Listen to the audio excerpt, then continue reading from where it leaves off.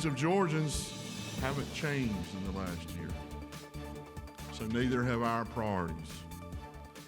The budget is how we tell them we hear you.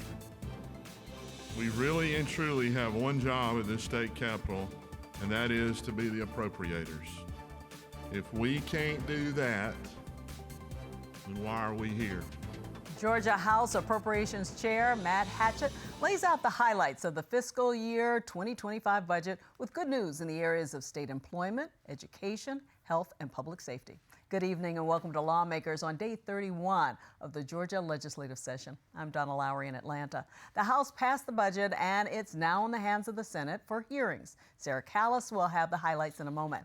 If you've ever sent someone via Cash App or Venmo, then realized it went to the wrong person, you'll want to hear what a lawmaker with us in the studio has to say about that. Also joining us is the legislator who successfully passed a bill to make sure Georgia law enforcement cracks down on illegal immigrants in jail. Plus, we'll hear from lawmakers who say paramedics and emergency medical technicians don't get the respect they need. They want to change that. But first, let's get right down to the Capitol where our Sarah Callis has filed a report. Hi, Donna. Lawmakers in the House fulfilled an important requirement for the session today. Meanwhile, several special visitors came to the Capitol. The morning started with Scouts Day under the Gold Dome, where hundreds of Girl and Boy Scouts visited the Capitol. In the House, lawmakers approved a $36 billion budget for Georgia for the upcoming fiscal year. House Appropriations Chairman Matt Hatchett said that many of the priorities in this year's budget are the same as last year's. The needs of Georgians haven't changed in the last year, so neither have our priorities. The budget is how we tell them we hear you. Highlights from the budget include a 4% pay raise for all state employees and extra money for teachers and law enforcement. The budget also increases funding for school security and school nutrition programs. Not much has changed since last year. Food prices are still high and kids are still not able to learn if they're hungry. And applause erupted in the House when Hatchett announced funding for the David Ralston Center for Behavioral Health and Developmental Disabilities at the University of Georgia. Georgia cannot receive the behavioral health resources they need without an adequate network of providers. That's why this House budget includes $1.5 million to establish the David Ralston Center for Behavioral Health and Developmental Disabilities at the University of Georgia. This center will offer degrees to boost the pipeline of professionals needed to work in behavioral health and serve as a clearinghouse for research and best practices.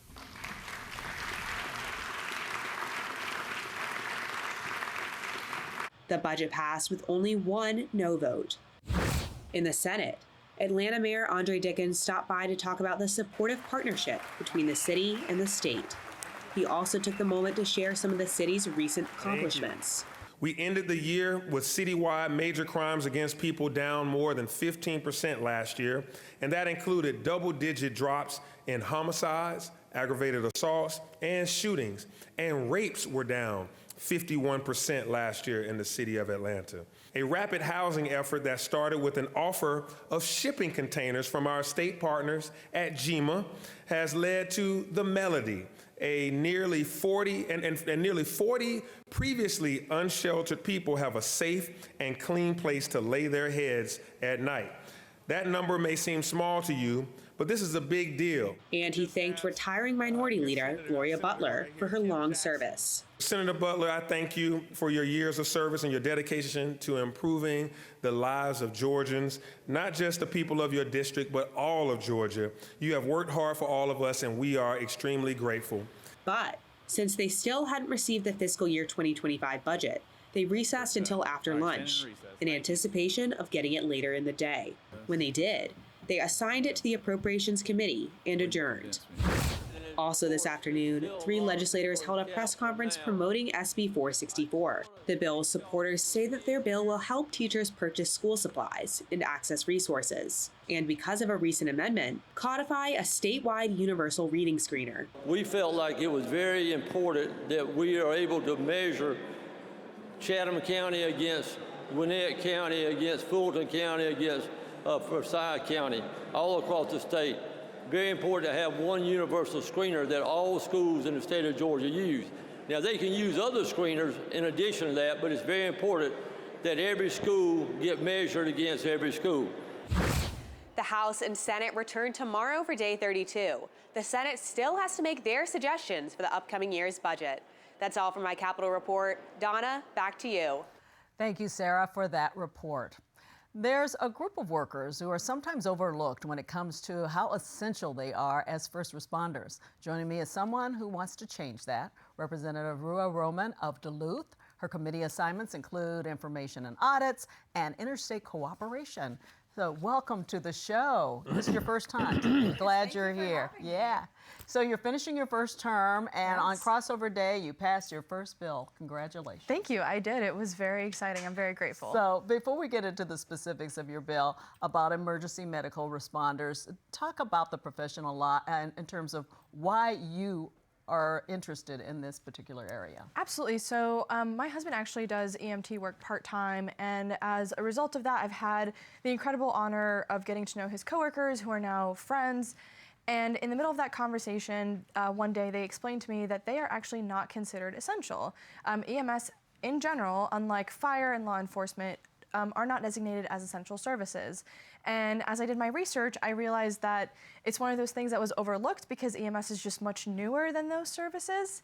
And there have been other states that recently passed legislation to fix that. And I thought, well, I'm a legislator. I need to figure out this process eventually. Why not try with this? Yeah, it's amazing to think that considering what they do, that they're not considered essential. So what exactly would HB 1314 do? Thank you for asking. The bill is very narrowly tailored. It is meant to designate EMS as an essential service, to reduce some of the red tape they have to go through when applying for grants, particularly during times of disaster, and also is a very important signal for them and to the public that we do value them for everything that they do.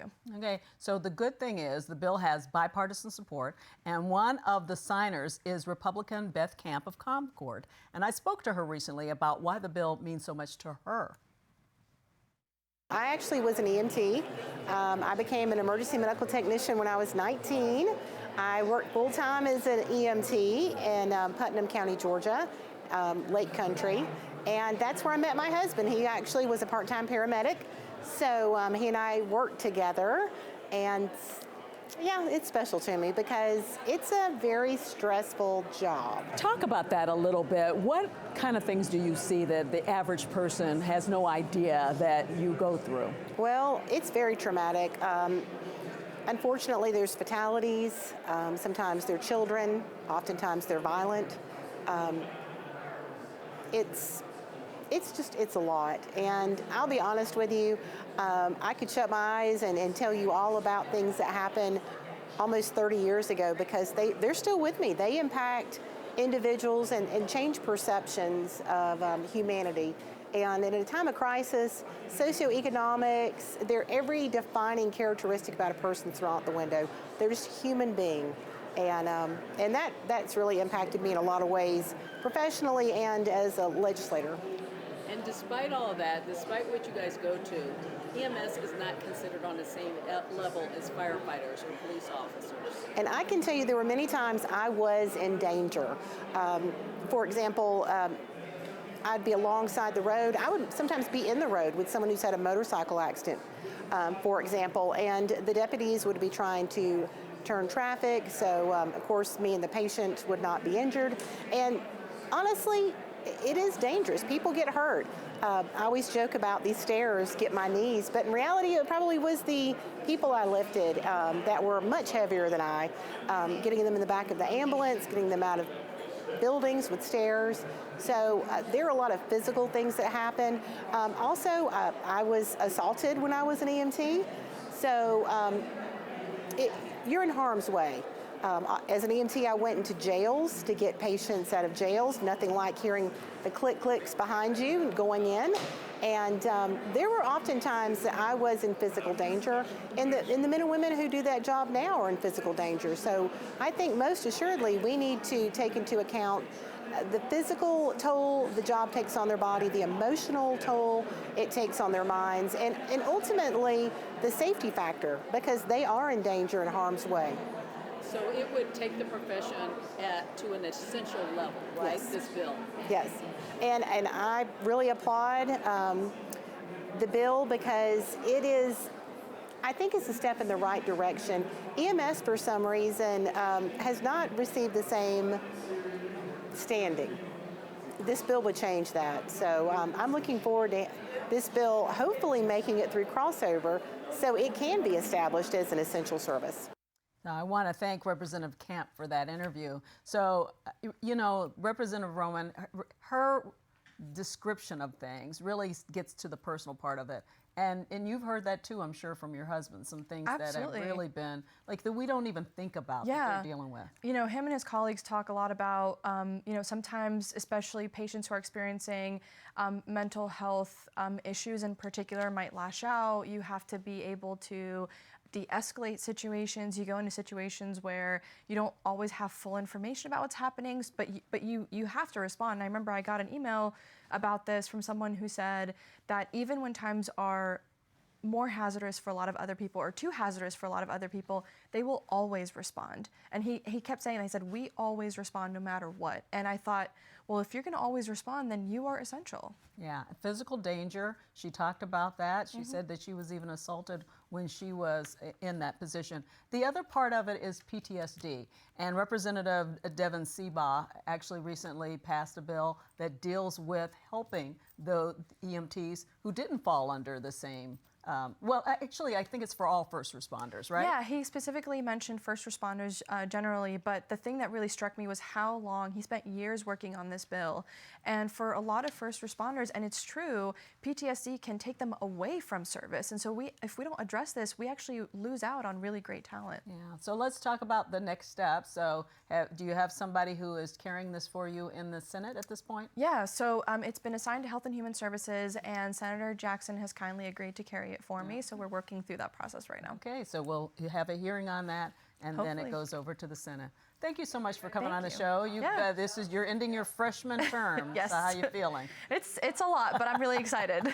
I'm glad. Thanks so much for coming on the show. Thank you. Thanks for Coming having me. up, some different topics: illegal immigration, cash payment apps, and mobile barbershops. In the studio, 2 members of the Georgia House will tell us how they feel about those issues. So stay with us. Lawmakers is made possible by Georgia Farm Bureau. With over 80 years of helping everyone understand the importance of agriculture in our state. After all, ag is Georgia's #1 industry. Food and fiber production represents over $74 billion in output of Georgia's strong economy. The Georgia Farm Bureau legislative team works to represent producers across Georgia at the state capitol during the session and year-round. Georgia Farm Bureau, the voice of Georgia farmers. People put their faith in PBS because they know that it is constantly delivering quality. It covers the whole of the United States. It's a free and independent media. We go where the viewers are. What are the conversations that are happening right now? We feel that civil discourse is a civic responsibility.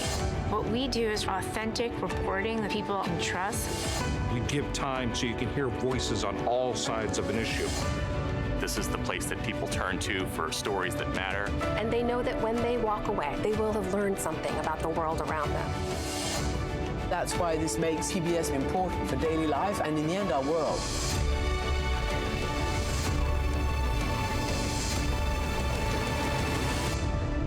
Thank you for joining us.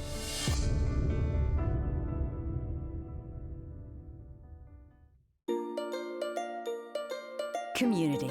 Learning, working, playing, celebrating, doing life is always better together. At GPB, we aim to provide you with the tools to be able to do life together well. Our mission to educate, inform, and entertain inspires everything from our wide range of programming to our stimulating radio conversations to our fun in-person events. We've got something for everyone. Visit gpb.org/community to learn more about our upcoming events. Welcome back to Lawmakers. I'm Donna Lowry. We're going to get right to a couple of issues with our guests, and joining us in the studio is Representative Jesse Petrie of Savannah. He is chairman of the House Committee on Human Relations and Aging. He's also on Appropriations, Health, and more, lots of committees. Also here is Representative Al Williams of Midway, which is just south of Savannah in Liberty County. He was first elected in 2002. His committees include Rules, Appropriations, Defense and Veterans Affairs, and so much more. Welcome to Lawmakers, to both of you. Thank you. And you're part of the Savannah We caucus, really? Are you kind of your caucus, right? We're both coastal boys. You're both all right. That's it. Chairman Petrie, let's start with you. A bill you Sure. introduced, you actually introduced this last session, and we want to make that clear to everybody, but it has really gained momentum since the death, the tragic death of nursing student Laken Riley at the University of Georgia. So the man charged in the murder is in the country illegally. So tell us what led you to even start this well before this tragedy. Yeah, thank you, Donna. So that bill was drafted a year ago. It was actually introduced in January of this year. Had a couple of hearings actually before the tragic and very avoidable murder, unfortunately. But here's what that bill does. So we have a statute in Georgia today that requires that when someone is jailed, that each sheriff in this state must report that individual, if they're illegally in the country and they've committed a crime in society, that must be reported to ICE. That's actually been on the books for 18 years. However, in many instances, it's not been occurring. And so my bill began right there as an attempt to ensure that if somebody has committed a crime against society here in Georgia, victimized Georgians, and then we discover that they are illegally in the country, what we want to do is make sure that we refer that to the authority in those matters, which is federal immigration enforcement, which is ICE. And so this bill requires that. And if you have a sheriff that refuses to do so, then, because you've had sheriffs in this state who have adamantly taken a stand that they're not going to work with federal immigration authorities, then it makes that a misdemeanor and a second offense misdemeanor of a high and aggravated nature. So that's the first provision. What we also do in this measure is really encourage strongly that, again, everything in this bill is about jails. And everything in this bill is only about individuals who, A, have already committed a crime and are in a Georgia jail, and B, are in the country illegally. So we want full cooperation with federal immigration authorities. So it compels law enforcement in those jails to honor ICE detainers. An ICE detainer is when the federal authority through ICE sends a message, a notice to a local jail that says this individual is a public safety risk. We want you to hold them, and that's always for 48 hours. And so we're compelling, a lot of jurisdictions do not honor ICE detainers. We're compelling them to do so. And so those are the largest provisions in the measure. Yeah, that's what I was going to say. Last year when you first introduced this, you felt that there was a problem that existed. That is correct. Yeah. I've known there was a problem for some time, and I've been working on this for some time. So this is not a new issue. I think, sadly and unfortunately, listen, so today, it's not a new issue. The terrible tragedy with Laken Riley aside, there are 180 ICE detainers on criminal aliens who have murdered people in Georgia prisons today, 180. So there's at least 180 Georgians who've been murdered by people illegally in the country who have then victimized them. There's about 240 child molesters. There's a multitude of rapists. So this is not an issue that I recognize just began with this murder. This is an issue that we have.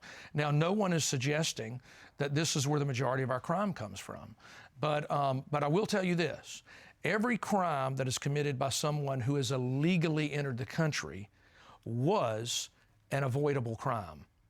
It was an avoidable crime. It shouldn't have happened. And quite frankly, as I mentioned on the House floor, today when you look at the example in Athens, that individual would have not have been in the country, frankly, under the former administration or the previous or the Obama administration, who generally did a good job of securing our border. And as I mentioned on the floor the other day, the Obama administration actually issued more ICE detainers under their DHS than the Trump administration did. So when we are not securing our borders, we're going to have some of these unfortunate crimes, and all avoidable, because if we are following federal immigration laws, they would not have occurred in the first place. All right. So this passed on crossover day, but it was close. I mean, in terms of the numbers, and you were one of the ones who voted against it, right? Was, yes. Yeah. So talk about why you voted against it. Well, I know that we certainly need to secure our borders, and I've just felt like on a local basis, whether or not we agree, the voters have chosen who they want for district attorney, who they want for sheriff. And while I might not always agree with the decisions they make, I think that the voters ultimately decides who protects them, who serves in those positions. And I just think it was a slight overreach to be able to do it, because I grew up in an era where, my goodness, corruption was rule of the day in South Georgia in the 50s and 60s. I never saw any real oversight, and many times you could find law enforcement, prosecutors, everybody involved in it. And the job was to fleece those who were coming from the Northeast and going south to Miami. And now, I mean, you know, I understand the alien or the immigration piece. And I'm very, I feel like a crime is a crime, whoever commits it. But I think that sometimes it really gets blown up when an immigrant does it. Now, we have a lot of murders in Georgia, and we got about 164, which is 164 too many, committed by immigrants or illegal immigrants. But I just felt like there was a little overreach to it. I talked about it being close. The numbers were high. I mean, I don't have in front of me. 97 to 74. Right. So it was generally a partisan bill. Yeah. And I do want to say this. So again, you know, this bill, to be clear, because sometimes people misuse language, this bill is not about immigrants. The overwhelming majority of immigrants in this country are here legally. They're citizens and non-citizens and a multitude of other ways that they are here with proper document. They are here legally. We're talking about this measure only relates to individuals who have illegally entered the country with no documentation and then have subsequently committed a crime against society. So, and now they're in a jail. That's where this bill begins and ends. It's that population, that subset. And there have been attempts by others to try to portray it as broader than that. That is inaccurate when you look at the language. And again, much of the bill is current statutory law. Okay, so where does it stand right now in terms of a hearing? Has this hearing been scheduled for the Senate? There's not a hearing yet. We should know more tomorrow, but it is in the Senate. It is in public safety in the Senate. Okay, so we'll keep up on that. Thank you. Definitely. I want to turn to you. You also had a bill pass on crossover day that you said you've been working on for a while. 12 years. 12 years. Mobile barbershops. What's Heavyweight. that all about? This bill is very simply moving us into the 21st century. You can do anything in Georgia up until this gets signed by the governor, hopefully. You can do anything except get a haircut mobilely. You can give blood, you can get an x-ray, you can get a tooth pulled. You can certainly do grooming for pets. You can do it all, and you have food trucks everywhere, but you can't get a haircut. Don't ask me why it took so long. It looks like a no-brainer. It was almost unanimous, but feelings change, and I think my big problem was the bald head caucus. They just, that's about it. But they went for it in the end. And this is basically allowing it. And I don't know if people realize that there needed to be a law to allow it. Yes, it is good that there is a law because there are health concerns. And if you have a mobile barbershop, you're going to have to live under the same rules that any barbershop that's licensed in Georgia lives under. There will be no shortcuts. And, well, no pun intended, but we certainly hope there are no unnecessary shortcuts. Okay. Well, I want to talk about another bill, and this will interest a lot of people. I think a lot of people will be able to relate to this. And this involves another mobile thing, mobile payment apps like Venmo and Cash App. They're called peer-to-peer apps. And I want to give people a little idea of what we're talking about. A Consumer Reports survey found that More than 64% of Americans use peer-to-peer payment apps. And the survey found out that 4 out of 5, or 81%, were 18 to 29-year-olds. Not a surprise there. 2 out of 5, or 40%, use them at least once a month, and nearly 1 in 5, or 18%, use them at least once a week. I think a lot of us can talk about that. What bothers you about these apps? Well, it's much bigger than I thought it was until I started getting into it. What bothers me is most of the money is held in a bank or a financial institution, maybe a credit union. Some people deposit directly into sites like Cash App. Most of it's held by banks. And what bothers me is that in today's world of technology, if you make a mistake and send cash to someone, it's gone instantly. And the banks claim no responsibility. I'm not trying to make banks have responsibility, but what I'm asking is that for 30 minutes, give it a cooling off period, because most people realize almost instantly that they made a mistake. And unfortunately, most people you made a mistake with are not honest, and they won't send the money back. Most credit cards will give you a warning if you use them to send money by Cash App. And it should not be a big thing, but I could not get a real good audience with the banking system in Georgia, with the lobbyists. You couldn't. And the credit union people were very nice, but of no help at all. Thousands of people lose millions of dollars, and I promise you, as this bill is talked about over this state, your numbers prove that there are a whole lot of people that use it. If you tap that button, like there might be 100 Gabes, and you just got the wrong Gabe, you can call them. I had a friend of mine down in Liberty County, $300 sent. She got in touch with the person, and the person says, I'm going to count this as my blessing. Kept the money. And kept the money. That's some blessing. It's going to cost a whole lot more than that before he's through. But we're not asking the banks to have any liability, the credit unions to have any liability. Most of these things happen, and you usually realize, oops, I sent it to the wrong person. 30 minutes, you can decline it and redo it. Just 30 minutes. We're not asking the banks to put in any money, they do anything. Just hold my money for 30 minutes until I find out whether or not I made a mistake. Yeah, there should be some kind of oops button, maybe. Oh, oops. But that sounds like technology. I like that. Yeah. It's a technology thing. Right. And that's way over my pay grade. but I do know when I holler, I want to have somebody that'll rub my hand. and I need some sympathy and some mercy. I made a mistake. Right. Yeah. So right now, the banks, our money in the banks is covered by the insurance, FDIC. Of course. And I heard that some things like Zelle yes. is covered by FDIC. You're saying no. You found now, out that's not what I understand. Okay. I understand that. I was told when I started investigating this and talking to banks, they referred to as third parties. Okay. And they accept no liability, wasn't looking for liability. But it's an instantaneous move.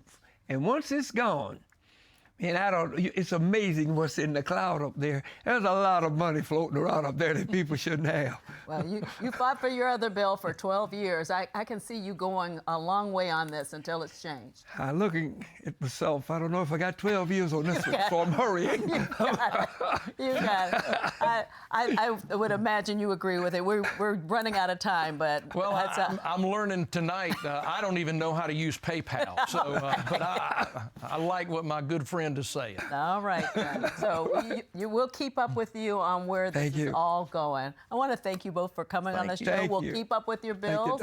We got, 8 days after today left with this, so we'll see how it goes. All right. Thank you, Donna. That does it for Lawmakers Today. Tomorrow, look for our Lawmakers Capital Report at the end of the PBS NewsHour. And on Monday, join us for our special show highlighting the fiscal 2025 budget. Until then, have a good night.